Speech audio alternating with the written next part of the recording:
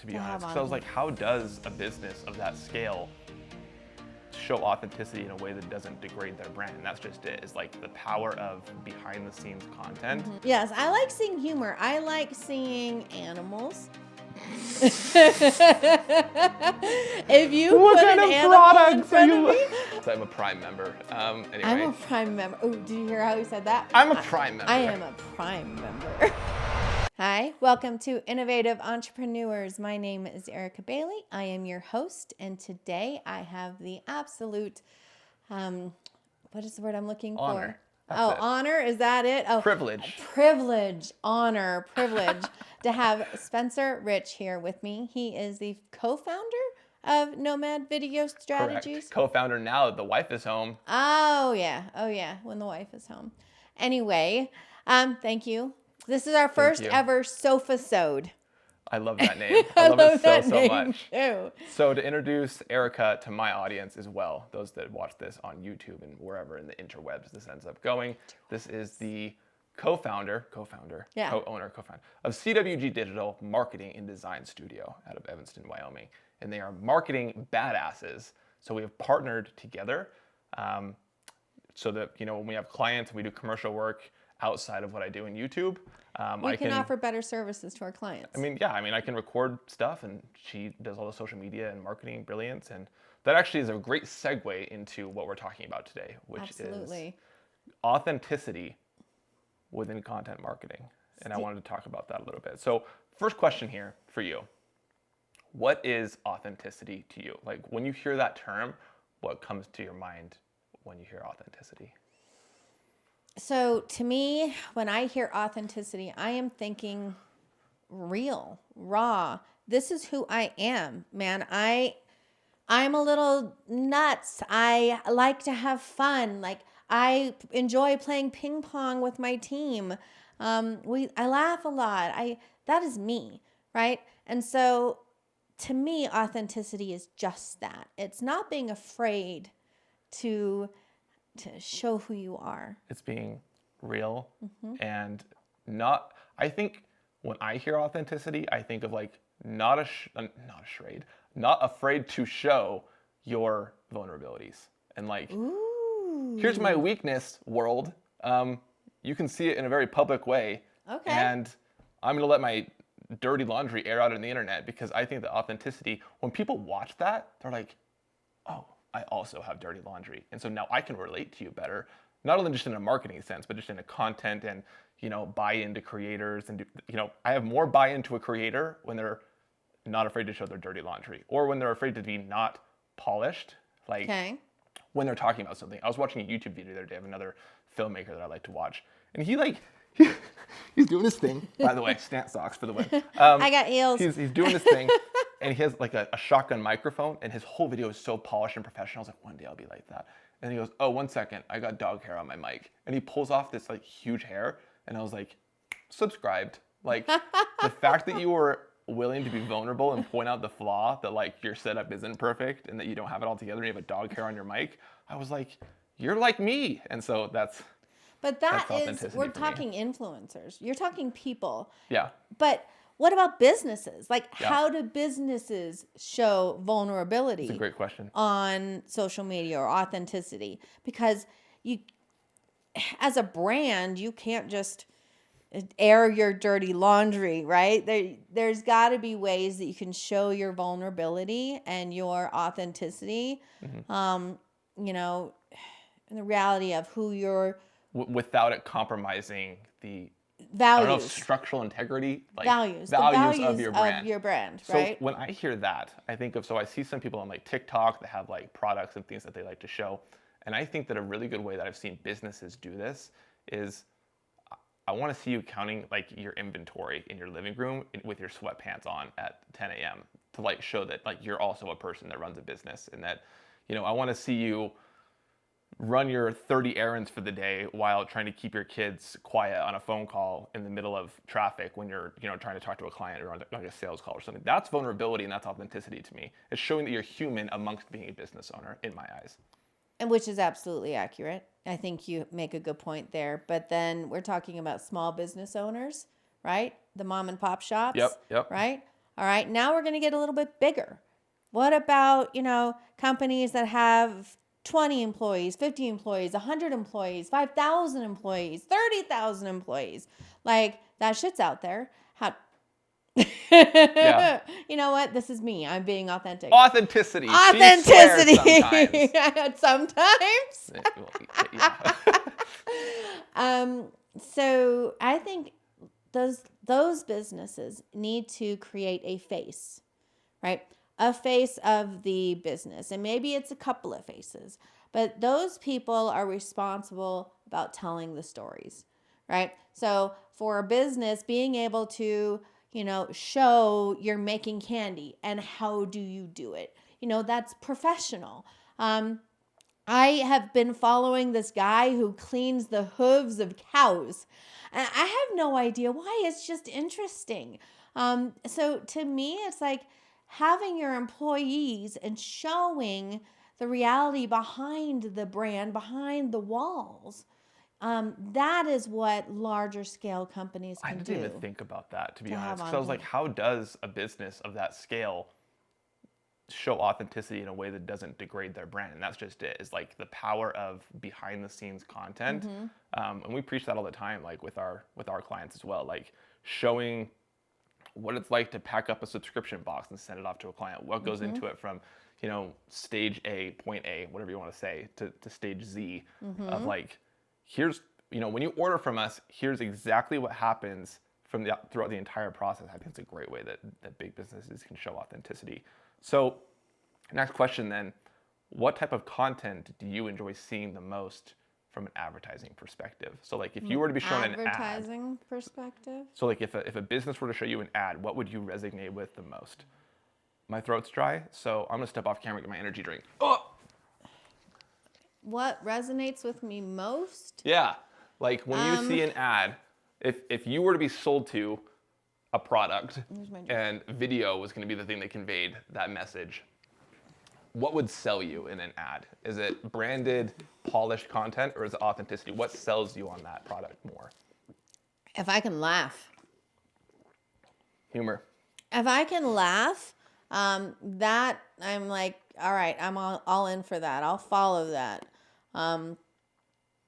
Also, side note, First Form drinks, not sponsored. They're fantastic. Keep going. I'm so hooked. Oh my, did you just sit here? When did you start drinking those ones? So get this, I was filming a client and he was like, hey, you want an energy drink? I was like, yeah, of course I do. Like, I'm a caffeine addict. Hands me this. And I was like, bro, I've never tried that. Tried one. The next day, I was in Sandy, Utah, and I bought 11 of them, and I'll be back for 11 more. Why 11? Well, because I have to get it in bulk, and my wife is also a caffeine addict. So, but they're pretty. You went to a gas station to buy 11? No, it's called like the Vitamin Shoppy, however you pronounce it. 2 P's and an E. Do you try Amazon? I can send you an affiliate link. Link in bio. No, so they don't even offer them on Amazon. I tried because I'm a Prime member. Anyway. I'm a Prime member. Oh, did you hear how he said that? I'm a Prime member. I am a Prime member. That doesn't even make me cool. Like, everyone's a Prime member. I just like my stuff overnighted. Leave me alone. Oh, shit. Okay, so what Anyway, was so you like seeing humor. Ads. Yes, I like seeing humor. I like seeing animals. If you What put kind an of animal in products are front you of me, so I don't like snakes very much, but there's this guy out there who owns like a company where they get the venom of snakes in order to help. Context, that helps. Okay, but he has like this entire warehouse of snakes that are like bigger than the two of us put together times 2. Okay, and all of a sudden I see this huge snake and the eggs are being taken, and I'm like, huh. So I followed him, and it's not an ad. It's not something that pops up on the bottom, but he is advertising his business subliminally through it. Through like animals. And the cow hoof guy. I'm going to place a guess of kind of an observation. You probably saw this ad laying in your bed, watching your phone at like 11:30 at night. 'Cause that's when I find all of that similar type of content. Am I correct in that assumption?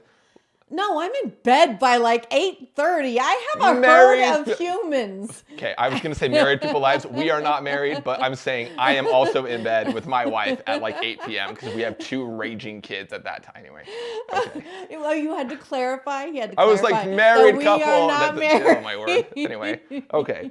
So from your Wait, perspective, you didn't answer. what did you ask me? I lost my train of thought. Well, squirrel, you asked me a question, but you're not answering Oh, the okay. question. So what type of content do yeah. I like? Okay, yes, that's a good question. What So, ad attracts your attention? So I like, and Red Bull is really good at this. I like ads that don't. Hey, again, not sponsored. I'm just spewing. I'm spewing opinion like crazy. Okay. I like ads that show the lifestyle behind a product and the type of people that are associated with that product rather than the product itself.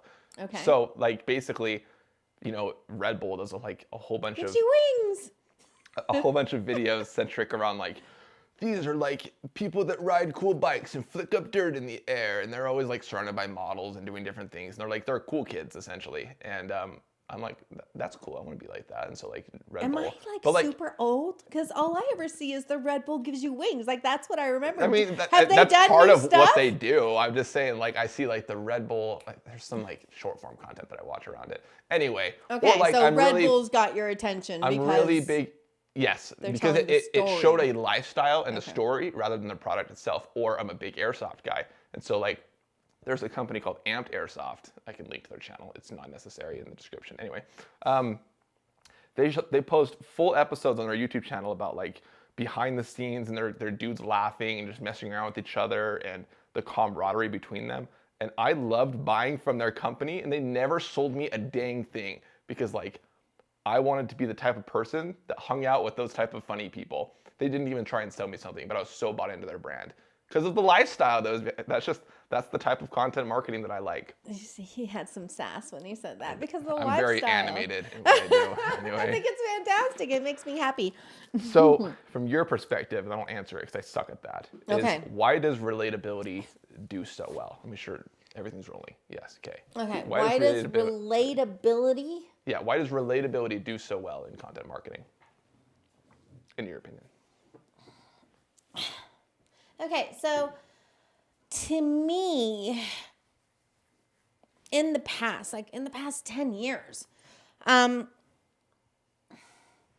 we see a lot of sell, right? That's what it was. It was very heavy message, show the product, blah, blah, blah, blah, blah, right? Quote Erica. Blah, blah, blah, Blah, blah, blah, blah, blah. Keep going. Oh, I almost went squirrel for a second. Relatability. Why is that important? Yep. That was my fault. That's okay. So now we're in a different world, right? And I need to, as a consumer, relate to the messaging now. It's not the product anymore. I am no longer buying the product. I'm buying the brand. I'm buying the face of the brand. I am buying into what my friends say, right? Into all the different people who say, hey, I like this product. So relatability to me is the brands understand how to communicate with me because they know their buyer persona so well. They know me. I am part of their Target demographic. Exactly, right? So there's 2 different buyers, right? Pretty much. And my husband and I are complete opposites, right? So I am the buyer who will be on, and this is how Zappos actually made like their lots of money. I look at these heels, right, online, and I'm like, oh, I want those heels. So let me rewind that. What about those heels is so attractive to you? Is it the emotion that you feel when you see the heels and like what you would look like in them? Yeah, and they made me feel sexy.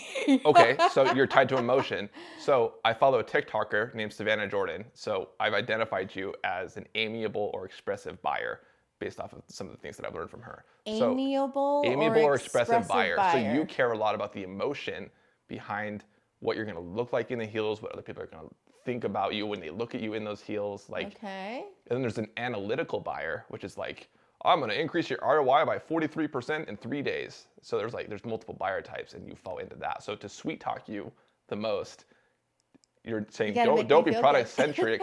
Talk about the emotions and the way that people are going to perceive me when I'm using that product. Well, that, and for me, it's, ooh, I see something shiny, I want it, I buy it. Like, I don't look at the reviews. I don't care. So you're a little assertive. Oh, I'm a little. I'm just like, I want it, I buy it. Well, this is how Zappos. So I see these heels, and I'm like, man, and they're like $200, and I'm like, man. And so I leave, and I go onto Facebook or whatever, and then all of a sudden I see these heels that are the ones I was just drooling over, and there is a coupon, hey, 30% off today only. Yeah. Who do you think bought those heels that same day? Oh my gosh. That is exactly how that business. So relatability, that is what I'm talking about. That they can relate to their consumers and understand, okay, I left. I left for a reason. That reason is because I couldn't afford the $200 pair of shoes. Mm-hmm. So here's a coupon to help you. We're helping you because we know this is what you want, right? That's why, like in Amazon, you see items that other people bought. I buy they also bought this. Exactly. And then it gives you the total for all those things, and you're like, well, if you insist. Exactly. So that's what I mean by relatability is they're communicating directly to me, and they are sending the perfect messages that create that emotional buyer persona in me, right? Okay, so then the second buyer type is like you, like my husband. Right? Yeah, I'm super analytical. There we go. If it's anything over, usually about $150, like, yep. Oh my word, ask my wife. She will be like, oh, it makes her roll her eyes. Like, she goes to bed and she watches freaking, what's it called? New Amsterdam, I was gonna say hamster show, the hospital show. And she's like, surgery, yeah. Show? And I'm like watching 15 reviews on the next piece of camera equipment I'm gonna buy. And people are like, yeah, this is its flaws, this is its weaknesses, this is what it does well. And I'm like, well, how much does it cost? What are the other things on the market that are comparable, blah, blah, blah. And I like know every freaking thing about that product before I even add it to cart. It'll sit in my cart for a while, and then eventually she'll just check out with everything. I'm like, oh, okay. And so that's how that works. So yes, I'm very analytical. So is Jason. A little bit assertive as well. Like if I see that deal, I'll be like, okay, fine. And I'll just snap at it real quick. No, not him. He will sit there and look at something and research it and look at the reviews, and then he waits and he thinks about it. Oh, social proof is another big thing for me. Oh, yeah. Like on Amazon, I don't give two craps about your product description that your company like put underneath the product picture. Mm-hmm. Oh, what does this and this and the other thing? I don't even read that. Does it have a 4-star Amazon review or higher? I want to know what other people have to say about it. And exactly. That's why UGC, user-generated content, is so powerful for businesses.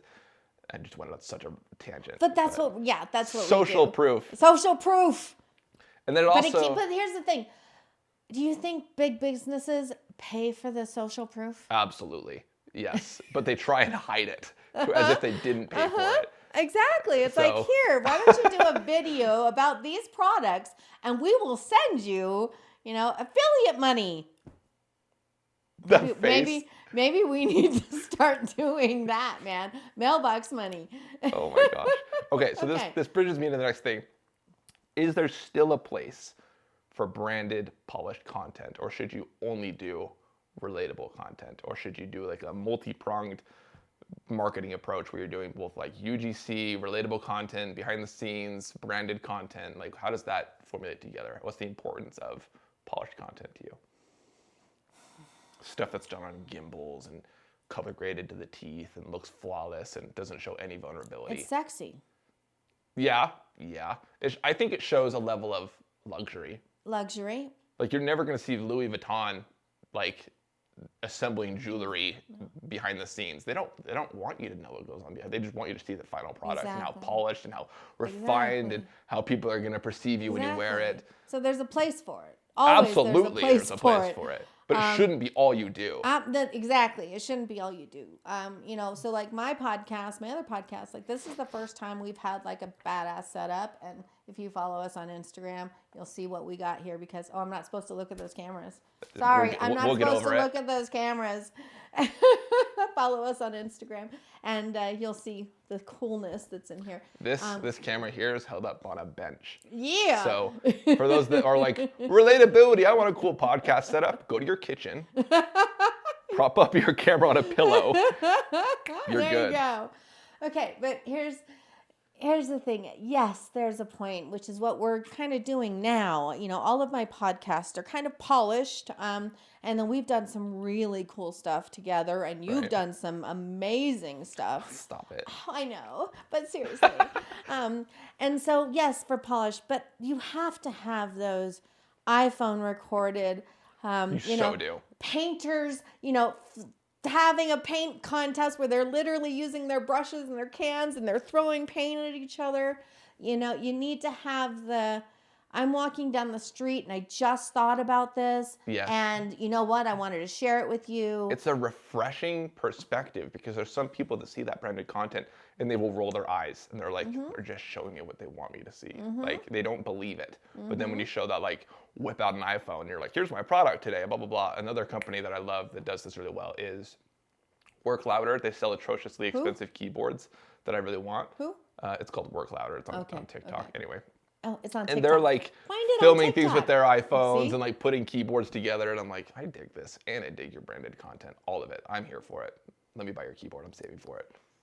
See, that's exactly it though. It's like I'm all in because you related, again, back to relatability. Right. You know what I mean? You knew exactly what I wanted to see.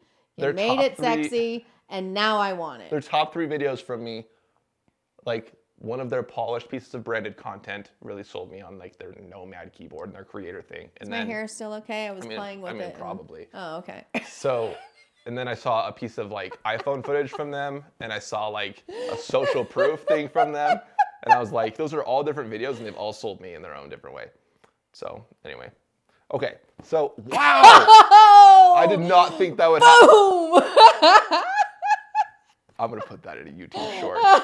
Give it to me. Okay. So, what message do you think authenticity sends to your audience? When you're like, I'm gonna create this piece of authentic content and push it out to my audience, my crowd, what message do you want them to perceive when they see that piece of content?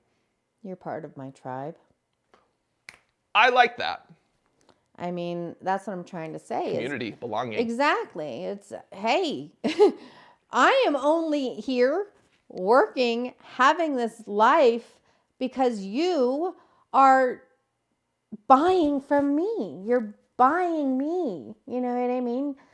Maybe not necessarily, well, the work is, the work, but that's what it is. It's, I need to make sure you understand as a consumer that I care about you. In my opinion, businesses should be started with kindness. It's to your customers, it's to your employees, to your team. You scream Gary Vee when you say that. I know. It's because I watch a lot of him. So it's like, I want to be like you when I grow up. He's probably younger than me too, but whatever. And he's incredibly authentic. He has no problem being himself. And that's the thing I love about him. He's outrageously Gary. He's outrageously Gary. I love that. So yeah, for me, it's kindness, understanding that your customer is coming to you, and you should be honored about that. So they deserve to be treated with that honor, with that respect, with the kindness that your mission statement and your business values should be. So that's what, to me, that's what I'm telling people is, hey, yeah, I'm here. We are together now. We are a tribe. Yeah, I think that for me, like, people buy from people that they know, like, and trust. And part of developing a relationship with my audience to where they know, like, and trust me, hopefully, is letting them know that I also make mistakes and I'm also vulnerable, and I also wear dirty clothes sometimes when I'm at home, and I do all the weird things, and I have weird eating habits. And if they see those things, they're like, oh my gosh, like, he's just like me. And they know, then they feel like they belong with me, and there's that much more brand buy-in, and I think that's good. And it's not to like put up this wall of like, I want you to like me. I want you to buy my stuff. It's just like, hey, we're both people and you have a business too and you have to feed your family and we're both authentic. We can both buy from each other. I don't have anything to top that off with. I mean, valid. That's totally fine.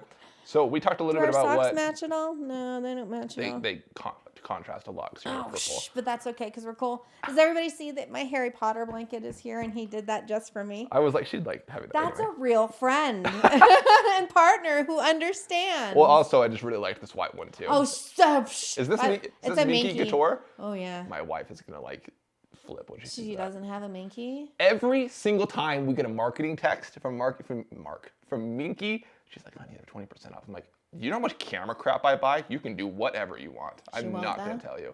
What's up? She won't, though? She won't buy one? She has a hard time spending money on herself because she's a loving mother that spends a lot of money on pajamas for our kids. There's a lot of pajamas in those bags. You gave me a box earlier. Okay, we're getting so sidetracked. Okay. So, my next question. Okay. Do you need expensive camera gear in order to create authentic content? It's No. funny that we say that because we have a lot of camera gear in here. We do. And we have a lot of expensive camera gear in here. But no, you don't. I totally agree. Because guess what percentage of my stories are with the FX3, a really fancy camera? Maybe 15%. It's all with my iPhone. Like, unless it's like BTS that was taken from someone else. Like, Wait, so filming your me. shorts are on your iPhone? For my stories, like my Instagram stories. Like, No, wow. no, those are on the FX3. Okay. But like You know what I'm the two talking things I about. put up this morning of like, hey, I'm going to Evanston, CWG Digital, we're a team. That's all like on my iPhone. Well, yeah, no, of course.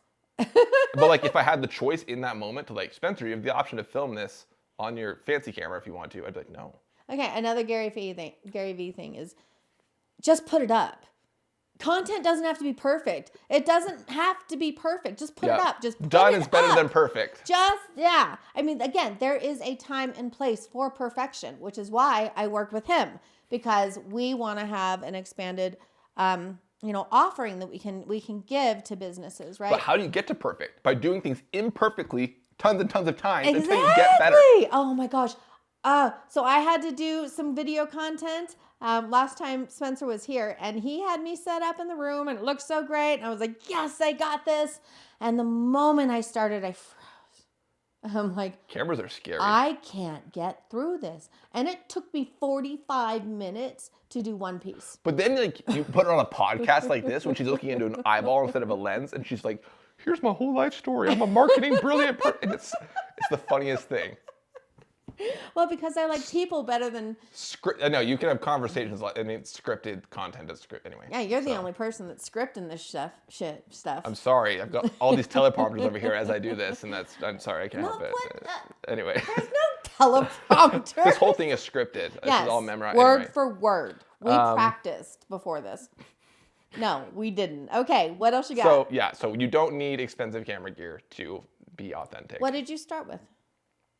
Oh yeah, I mean, when I started Nomad initially, Not important. I was doing. Very important, but not right now. I was doing client work on my iPhone because I couldn't afford a camera yet. But like, Wait, what? Yeah, I did that. That's kind of cool, though.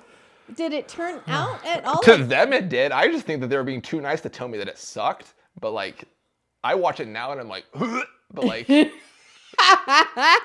You want to do that again? These tattoos, like phone done videos from clients that just didn't want to pay me money. Oh, so you'd rather pay for tattoos than pajamas? Yes. Every day of the week. That will never not be the answer. I haven't paid for a tattoo in like 2 years.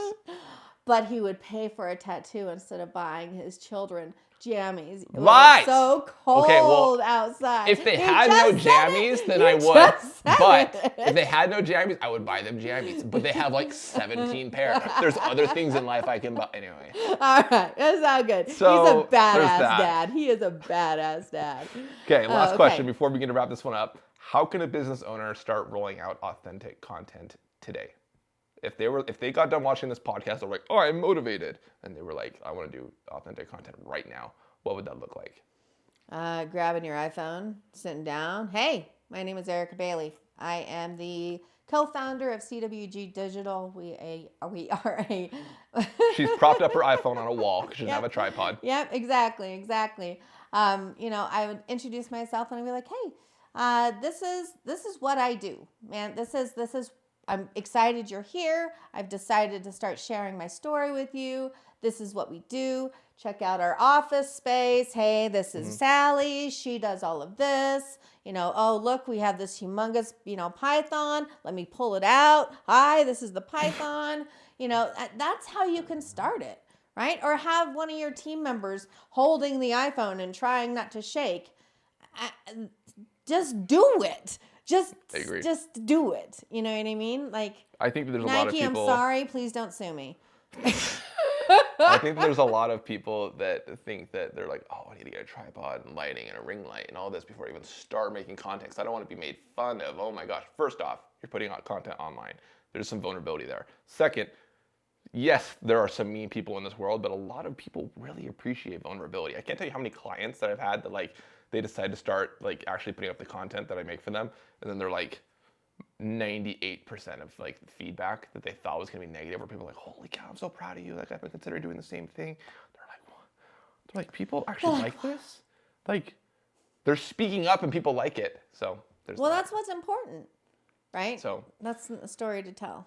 All right. So anyway, we're closing this out, but I just wanted to ask Erica a few different questions about what she thought about authenticity and content marketing and how absolutely critical it is to not put up a wall behind what goes on in your business and be a person and people buy from people and be kind. But still don't forget about branded content because you want to look awesome. Very important. Yeah. Use both of them.